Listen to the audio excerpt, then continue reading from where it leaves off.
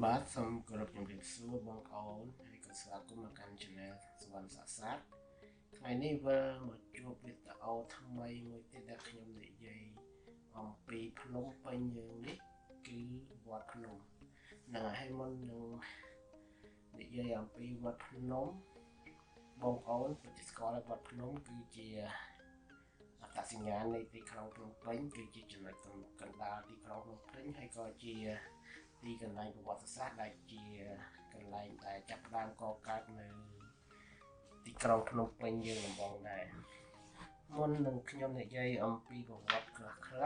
ហើយនឹងបថតទេសភាពព្រៃឈើចេតិយនិងសំណង់ខ្លះៗក្នុងវត្តភ្នំ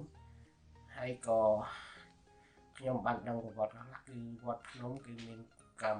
ការកកើតឡើងនៅចាប់ពីឆ្នាំ1372មក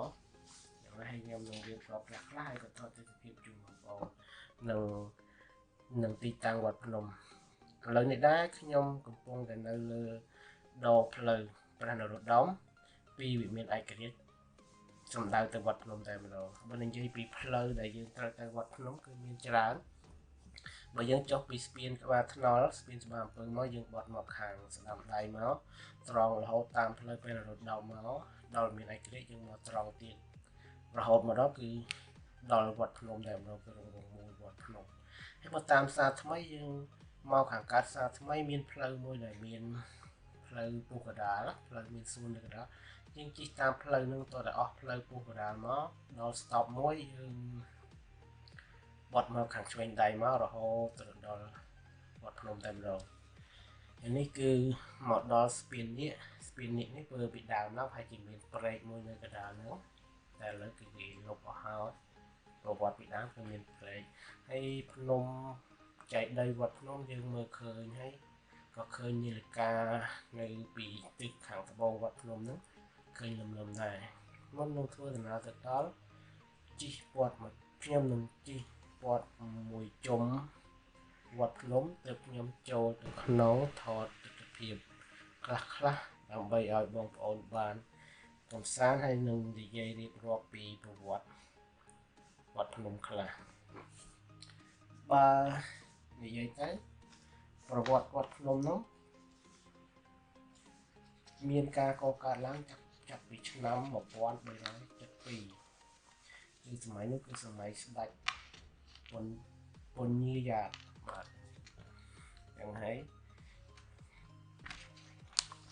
បងប្អូនមើលទស្សនភាពខ្លះនៅជុំវិញវត្តភ្នំមុននឹងខ្ញុំនិយាយពីប្រវត្តិវត្តភ្នំនេះជូនបងប្អូនស្ដាប់កំសាន្តដើម្បីជាចំណេះដឹងវាមិនមែនជារឿងដែលខ្ញុំដឹងច្បាស់ទេតែវាអាចថាឲ្យបងប្អូនដឹងពីហេតុដែលកើតជាទីក្រុងភ្នំពេញនិងកើតជាវត្តភ្នំនេះបានខ្លះ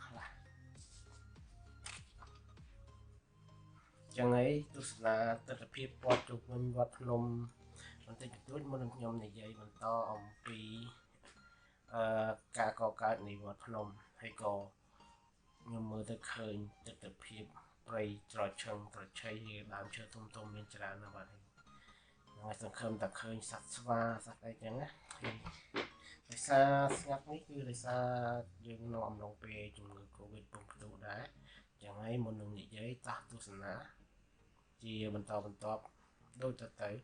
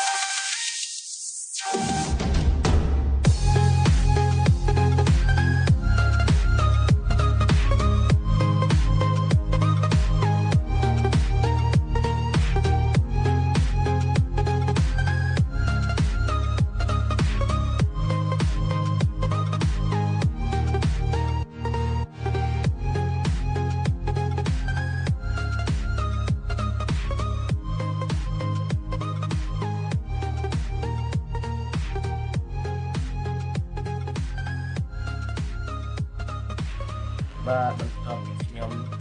ជីកពាត់វត្តភ្នំនេះជុំហើយខ្ញុំក៏កន្លែងចតឡានត្រូវដើម្បីចូលថតទេសភាពខ្លះក្នុងវត្តភ្នំគឺមានដើមឈើត្រចង់ត្រចៃណាស់ចឹងហើយបងប្អូនទស្សនាជាបន្តបន្ទាប់នៅទេសភាពវត្តភ្នំសំណង់ផ្សេងហើយក៏ខ្ញុំនឹងប្រាប់អំពីការកកើត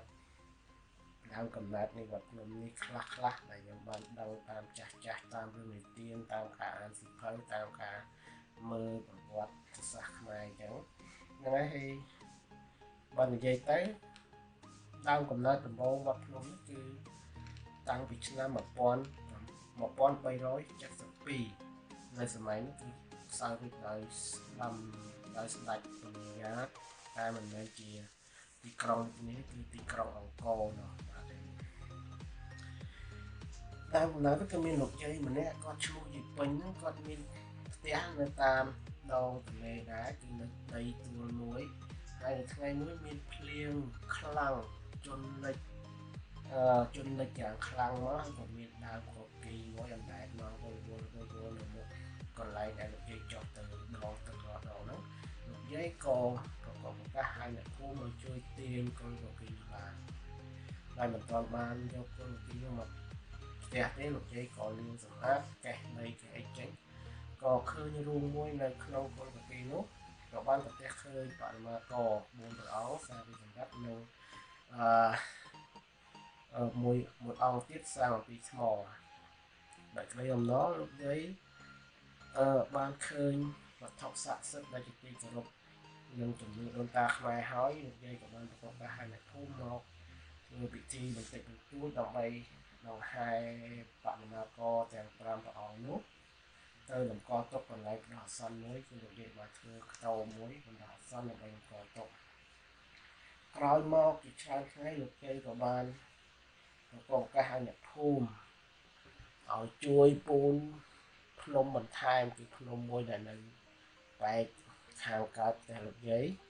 ឲ្យคล้ายជាភ្នំធំហើយរួចក៏សាងសង់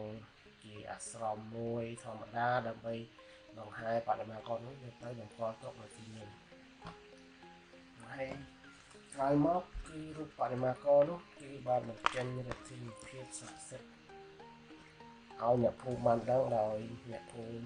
ដែលទៅបន់ស្រន់សុំអ្វីតែបានសម្រេចដូចប្រាថ្នានោះហើយនឹងនិយាយអំពីស្ដេចវិញ្ញាដែលគាត់សោយរាជនៅអង្គរបានប្រមាណឆ្នាំហើយក៏រុះរើដូរក្រុងមកកសាងក្រុងនៅស្រុកស្រីសន្ធរនោះហើយក៏បានតែ1ឆ្នាំ2ឆ្នាំដោយសារតែទឹកលិចទេព្រះអង្គក៏ឲ្យអ្នកជំនាញអាមាត្យអ្នកសម័យនោះគាត់មកសិក្សាមើលនៅស្ថានដីនៅតំបន់ដែលភ្នំពេញយើងនេះគឺតំបន់ជុំវិញផ្ទះដីពេញដែលប្រជាជនរស់នៅហើយមានប្រតិមាករទាំង5ព្រះអង្គនេះក៏ឃើញថាល្អហើយព្រះអង្គក៏បានចាប់ដើមឲ្យកសាងក្រុងនេះឲ្យទៅជាក្រុងដោយមិនទាន់បានខ្លាយជាក្រុងពេញលេញទេមានការបែកផ្នែកមានការដូរក្រុងនៅស្ដេចអង្គក្រោយជាច្រើនទៀតបានដូរក្រុងទៅក្រុងឧដុង្គហើយលើកទី2ក៏បានដូរមកភ្នំពេញវិញហើយក៏បានកសាងព្រះរាជវាំងទី2នៅភ្នំពេញនេះហើយក៏បានជាប់បរហូតដល់សប្តាហ៍នេះដែរចឹងហើយស្ដេចដែលប្រកាសថាក្រុងភ្នំពេញនេះគឺប្រកាសនៅឆ្នាំ1434គឺប្រកាសថាដាក់ឈ្មោះថាជាទីក្រុងភ្នំពេញណាក្រុងចតុមុខប្រកាសថាជាក្រុងចតុមុខហើយក៏បានកសាងវត្តបន្ថែមទៀតចំនួន6វត្តឯណោះទី1គឺវត្តកោះទី2វត្តអង្ការទី3វត្តព្រះពុទ្ធកោសាទី4វត្តពៀនថ្លង់ទី5វត្តអណាឡោមទី6វត្តខ្ពង់តាយ៉ងវត្តខ្ពង់តាយ៉ងវត្តបទុមវតីរបស់ថ្ងៃនេះឯ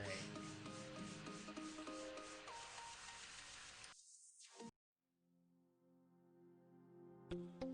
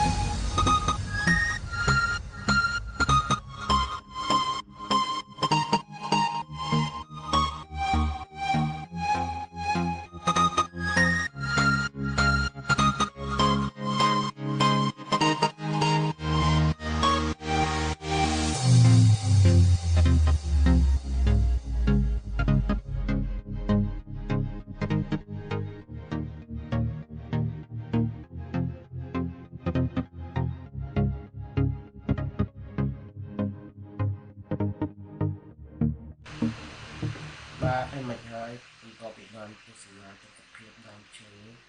នៅទីសំណង់ផ្សេងៗក្នុងវត្តភ្នំនោះហើយជាក្រោយមកអ្នកខ្លះក៏ហៅវត្តភ្នំអ្នកខ្លះទៅក៏ហៅថាវត្តភ្នំពេញអ្នកខ្លះទៅក៏ហៅថាវត្តលោកយាយពេញអញ្ចឹងក៏ជាប់ឈ្មោះថាវត្តភ្នំវត្តភ្នំពេញវត្តភ្នំវត្តភ្នំវត្តភ្នំដល់សប្តាហ៍ថ្ងៃក្នុងទីក្រុងភ្នំពេញនេះឯងហើយវីដេអូនេះក៏ខ្ញុំសូមចាប់ទៅទីនេះដែរហើយក៏សូមជម្រាបលាសូមអរគុណសម្រាប់ការទស្សនាទីសំខាន់ទៅអភ័យទោសនៅការនិយាយខុសឆ្គងគ្រាន់តែជាព័ត៌មានមួយខ្លះៗអំពីវត្តភ្នំយើងចោះដើម្បីឲ្យបងប្អូនយើងដែលគាត់បានទស្សនាវីដេអូនេះបានដឹងខ្លះៗហើយបើសិនជាបងប្អូនណាដឹងនៅពីនេះអាចខមមិនខាងក្រោមប្រាប់ខ្ញុំបន្ថែមបានមកសូមអរគុណហើយក៏សូមជម្រាបលាខ្ញុំនឹងធ្វើដំណើរត្រឡប់ទៅវិញដែរហើយសូមអរគុណបាយបាយ